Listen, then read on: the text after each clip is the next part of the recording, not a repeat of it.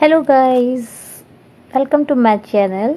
मेरा नाम रश्मि है एंड मेकअप मैंने सीखा है। आगे चल के मैं इसी में अपना करियर बनाना चाहती हूँ, तो इसलिए मैं ऐसे प्रैक्टिस करती रहती हूँ अपने फेस पर ही। क्योंकि फिर मैं मॉडल वॉडल नहीं हायर करती हूँ, क्योंकि फिर उसमें भी बहुत एक्सपेंस लगता है। तो फिर मैं अपने ऊपर ही ऐसे प्रैक्टिस करती रहती हूँ। और मेरी स्किन बहुत पिगमेंटेड है एक्चुअली, मुझे थोड़ा स्किन इशू है। मुझे धूप से एंड इन सब चीज़ों से बहुत प्रॉब्लम होती है, तो मुझे इचिंग हो जाती है और फिर मुझे बहुत ब्लैकनेस हो जाती है, जैसा कि आप देख सकते हैं मेरे फेस पे। तो फिर मैं आप लोग को दिखाती हूँ कि मैं कैसे मेकअप कर रही हूँ। तो मैंने सबसे पहले अपनी स्किन को क्लीन किया है एंड टोनर लगाया है। उसके बाद मैंने मॉइस्चराइज़र लगाया है, आप देख रहे हैं जैसे कि। एंड मैं आपको बताती जाऊँगी जैसे जैसे मैं उसमें काम कर रही हूँ।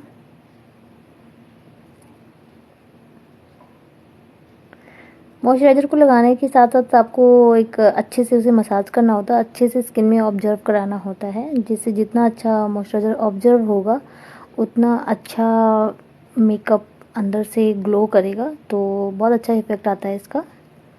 उसके बाद मैंने प्राइमर लगाया है रिकोड का। इसको पूरे फेस पे इतनी लगाने की नीड नहीं होती है, बट हाँ इसे टी जोन पे ज़रूर लगाएं, क्योंकि यहीं से मेकअप में कुछ भी अगर कोई प्रॉब्लम होती है, कोई फाइन लाइन से कुछ भी, तो फिर वो टी जोन से स्माइल लाइन से यहीं से आता है, इसलिए वहीं पर लगाएं। उसके बाद मैं करेक्शन कर रही हूँ, क्योंकि मुझे बहुत ज़्यादा पिगमेंटेशन है, इसलिए मैंने डार्क ऑरेंज कलर करेक्टर लिया हुआ है। वो भी एलए गर्ल का है और इसका रिजल्ट बहुत अच्छा है और ये करेक्टर बहुत ही अच्छा है। जिसको भी ज़्यादा पिगमेंटेशंस हैं मेरी तरह से, तो वो ये यूज़ करके देखें, इससे करेक्शन बहुत अच्छी होती है और ये बहुत अच्छा आपके मेकअप को बिल्कुल भी ग्रे नहीं पड़ने देता है। तो गाइज़ मैं पहली बार वॉइस ओवर कर रही हूँ, इसलिए मैं बहुत नर्वस हूँ और इसलिए मैं थोड़ा मेरे वर्ड इधर उधर हो रहे हैं, तो डोंट माइंड प्लीज़। उसको मैंने ब्लेंडर से ना ब्लेंड करके फिंगर से ही ब्लेंड किया है, क्योंकि हम उसे थोड़ा थोड़ा सा तो लगाते हैं। अगर हम उसे ब्लेंडर से ब्लेंड करते हैं तो वो क्या होता है, वो सारा प्रोडक्ट ब्लेंडर में आ जाता है और फिर आपके फेस पे तो कुछ रह ही नहीं जाता। तो फिर वो ना वहाँ से भी लगता है कि हमने लगा लिया, पर लगता नहीं है। उसके बाद मैं न्यूट्रलाइज़र कर रही हूँ अपने स्किन कलर के ही। एक मैंने क्रायोलॉन के पैलेट से लिया है, एक बेस है, उसके साथ मैं उसे ऑरेंज करेक्टर को न्यूट्रलाइज कर रही हूँ, यू कैन सी। पहले मैंने ब्रश की हेल्प से उसे अप्लाई कर लिया है, उसके बाद मैं इसे ब्लेंडर से ब्लेंड कर दूंगी। फिर आप देख सकते हैं कि मेरे जितने डार्क सर्कल थे वो हाइड हो चुके हैं। वो एक हिसाब से जो जिसे करेक्शन कहते हैं, तो वो चीज़ है। पर मेरी नेक पे थोड़ी ज़्यादा पिगमेंटेशन है आगे आगे, तो उसे थोड़ा करेक्ट करना बहुत मुश्किल होता है। और क्योंकि मैं प्रैक्टिस कर रही हूँ, तो मैं इतना ज़्यादा उस पर करेक्शन यूज़ नहीं कर रही हूँ, तो इसे थोड़ा सा वो अलग सा दिख रहा है, उसे माइंड मत कीजिएगा। क्योंकि जब मैं कहीं जाती हूँ तो मैं उस पर अच्छे से ऑरेंज करेक्टर वगैरह लगा के करेक्शन करती हूँ, तो फिर वो चीज़ नहीं होती है। तो उसके बाद मैंने फॉरएवर 52 का फाउंडेशन लिया है, प्रो फाउंडेशन है। ये फाउंडेशन मुझे बहुत अच्छा लगता है। तो फिर मैं उससे, अब जब मेरा बिल्कुल बेस रेडी हो गया था, जैसे ये न्यूट्रलाइज़र वगैरह करके, तो फिर मैं उस पर फाउंडेशन लगा रही हूँ। आप देख सकते हैं कितना अच्छे से वो ब्लेंड हो रहा है, बहुत ईजिली ब्लेंड हो जाता है और उसमें ना एक नेचुरल सा ग्लो भी होता है। आप देखिए, अब मैं दिखा रही हूँ कि मेरे नेक एंड फेस पे कितना डिफरेंस है, तो मैं उस पर भी फाउंडेशन लगा रही हूँ। बट फिर भी वो थोड़ा सा मुझे लग रहा था कि रह गया है, क्योंकि बहुत ज़्यादा पिगमेंटेशन है और मैंने करेक्शन इतने अच्छे से नहीं की थी, क्योंकि मुझे कहीं जाना नहीं था। तो मैं थोड़ा सा करेक्टर अपना बचाने की कोशिश में मैंने ज़्यादा नहीं लगाया था, तो इस वजह से।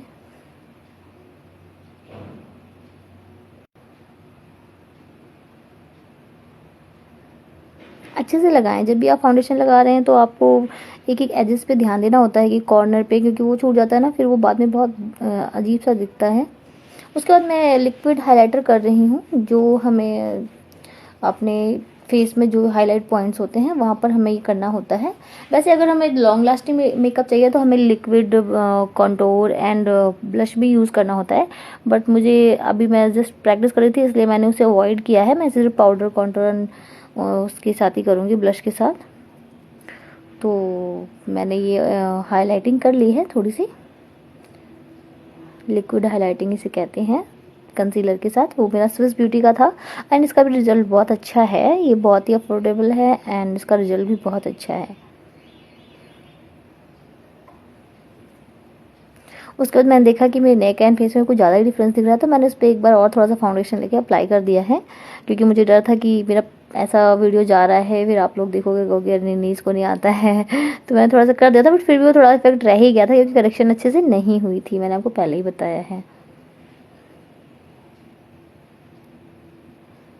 उसके बाद मैं स्विस ब्यूटी से अपने बेस को सेट कर रही हूँ, स्विस ब्यूटी के पाउडर से, लूज़ पाउडर से एक्चुअली, सॉरी मेरे थोड़े वर्ड ज़्यादा ही इधर उधर हो रहे हैं उसके बाद मैंने पहले अपनी क्रीज़ को अच्छे से ब्लेंड किया, क्योंकि आइज़ के नीचे तुरंत क्रीज पड़ जाती हैं एंड अगर क्रीज़ के ऊपर आपने लूज़ पाउडर से सेट कर दिया तो फिर वो क्रीज ऐसे ही विजिबल दिखती रहती हैं। इसलिए सबसे पहले से जल्दी से ब्लेंडर चला के ब्लेंड करके फिर उसके बाद आप उसे फिक्स करिए इससे, सॉरी इस पाउडर से, जो लूज़ पाउडर होता है उसके साथ से, तो फिर वो फिर बहुत अच्छे से सेट हो जाता है और फिर वहाँ पर क्रीज नहीं आती हैं। तो आप देख सकते हैं मैं अच्छे से पाउडर लेकर के, ये स्विस ब्यूटी का ही है, बहुत अफोर्डेबल है एंड इसके रिजल्ट भी बहुत अच्छे हैं।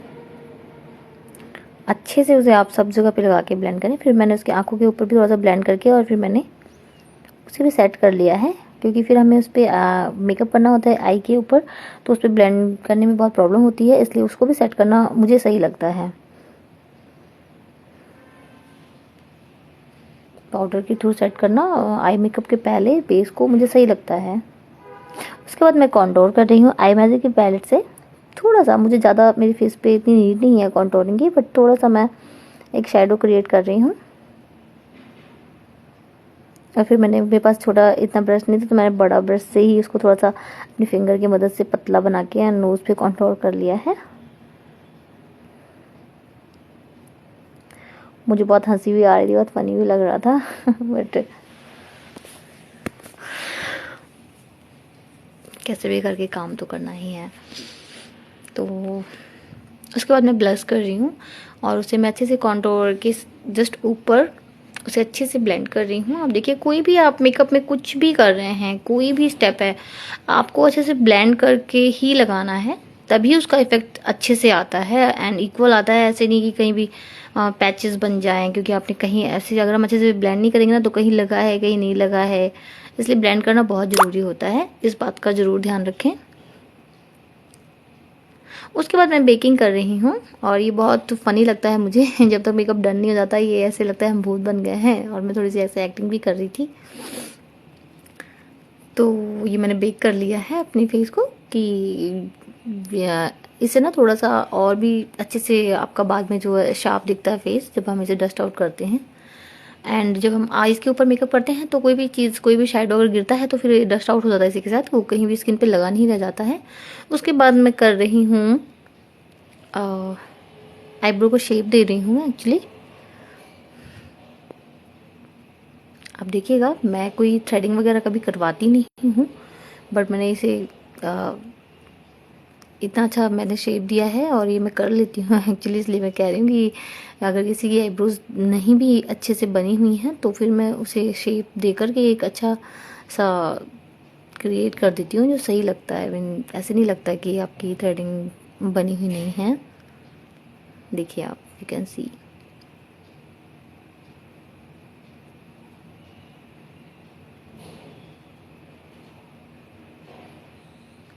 उसके बाद मैंने आई मैजिक के शैडो पैलेट से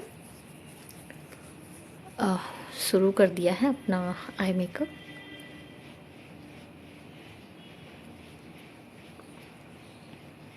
सबसे पहले मैंने एक बहुत ही लाइट कलर के ऑरेंज कलर से ट्रांजिशन एरिया पे अप्लाई किया है अच्छे से ब्लेंड करते हुए। उसके बाद मैंने थोड़ा सा डार्क ऑरेंज कलर लेके थोड़ा सा अपने आउटर कॉर्नर पे अप्लाई कर रही हूँ।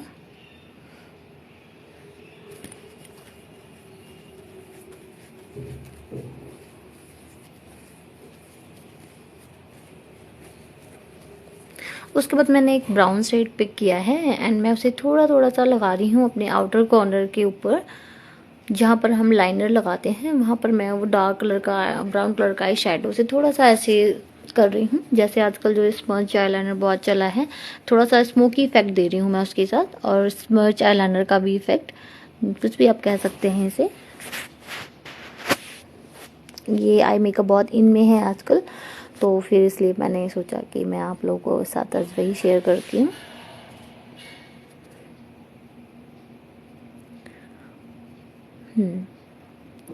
उसे अच्छे से ब्लेंड कर देना है और पूरी आइज़ पे नहीं फैलाना है उसको, सिर्फ आउटर कॉर्नर से आगे आगे एंड एक लाइंस के थ्रू ही, कि वो पूरे आइज़ के बगल पूरा फैल ना जाए, एक ऐसे थोड़ा सा शार्प सा दिखे, शार्प हो जाती है वहाँ से।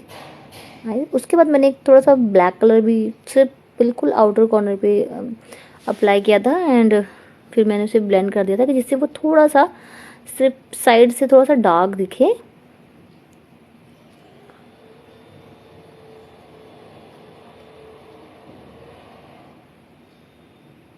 फिर मैंने उसे अच्छी तरह से प्रॉपरली ब्लेंड कर दिया आइज़ पे, बट वो फिर थोड़ा सा सिर्फ स्मर्च लुक देता है, ऐसा नहीं है कि वो पूरे आइज़ पे फैल जाता है, क्योंकि एक बार में जो ब्लेंड हो गया वो ब्लेंड हो गया। उसके बाद हम उसे थोड़ा बहुत ही कर सकते हैं, बहुत ज़्यादा नहीं फैला सकते हैं। तो मैंने उसे एक अच्छे से, ब्लेंडिंग दिखना बहुत ज़रूरी है, कि अगर आपका अच्छे से ब्लेंड नहीं हुआ है तो फिर वो बहुत ही ऐसे पैचेस से दिखते हैं, वो बिल्कुल भी अच्छा नहीं लगता। हाँ जी। फिर मैंने एक छोटा सा ब्रश लिया है और उसके साथ मैंने अपने इनर कॉर्नर में मैंने बिल्कुल लाइट कलर का एक शेड ऐसे उठाया है, लाइट, वो भी मैट ही था, जैसे मैंने, आप कॉम्पैक्ट कलर ही समझ लो उसको, ऐसा नहीं कि मैंने कोई वहाँ पर सिमर वगैरह नहीं, क्योंकि ये डे के अकॉर्डिंग मैं मेकअप कर रही थी। हाँ जी। उसके बाद मैंने अप्लाई करने के बाद फिर नीचे मैंने शेडिंग की है थोड़ी सी। मैंने पहले एक ब्राउन कलर से अप्लाई किया है दोनों आइज़ के नीचे, एक शेडिंग का बिल्कुल थोड़ा थोड़ा सा लगा के उसे हमें ब्लेंड करना है। आप देख सकते हैं कि जैसे मैं कर रही हूँ आगे पीछे करके, बहुत ज़्यादा नहीं, थोड़ा थोड़ा सा विजिबल रहे ब्राउन शेड, बस उस हिसाब से। एंड उसके बाद हमें थोड़ा सा ऑरेंज कलर पिक करना है, अभी आप देखिएगा।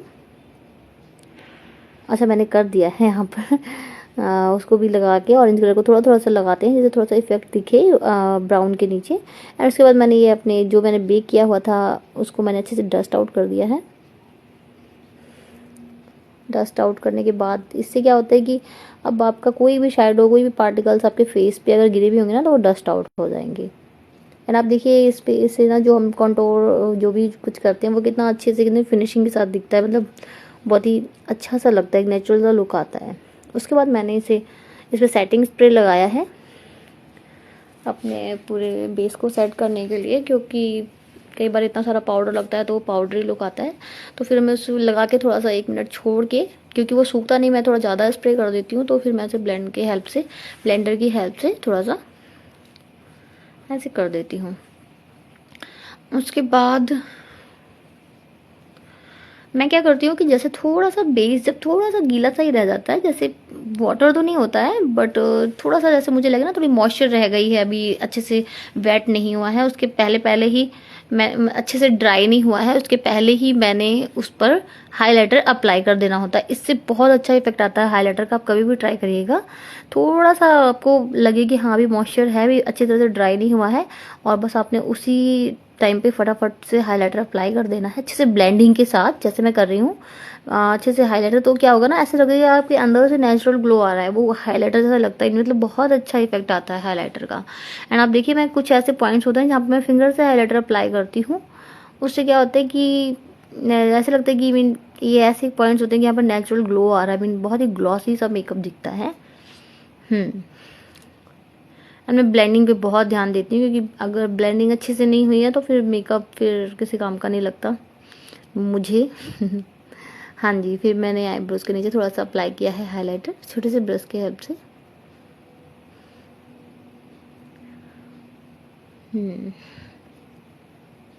उसके बाद मैंने थोड़ा सा इनर कॉर्नर में लगाया है, थोड़ा थोड़ा सा। मुझे ऐसा लग रहा था जैसे कि कुछ मेरे आईज में जा रहा है, तो मैं बार बार उसे क्लीन कर रही थी।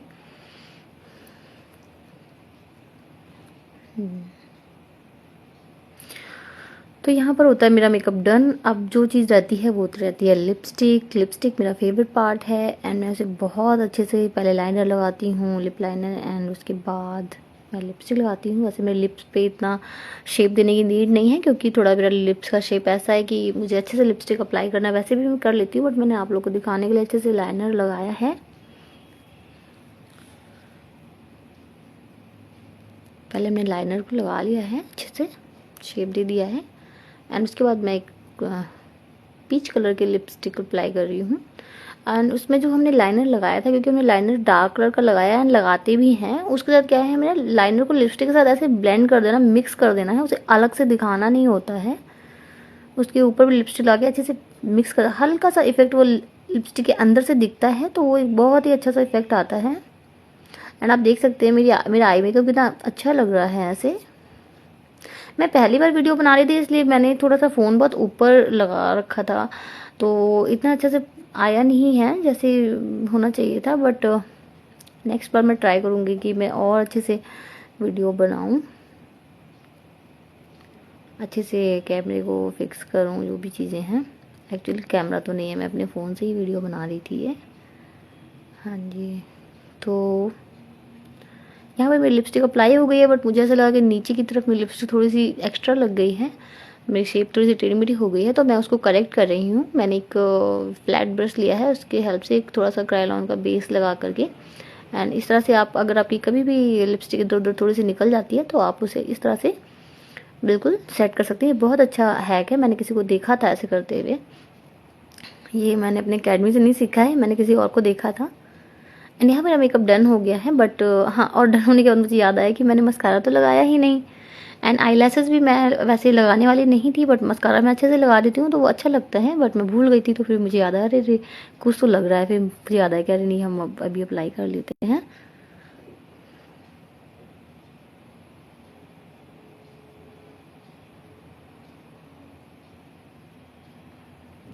तो यहाँ पर मैंने अच्छे से अप्लाई कर दिया था। हाँ जी।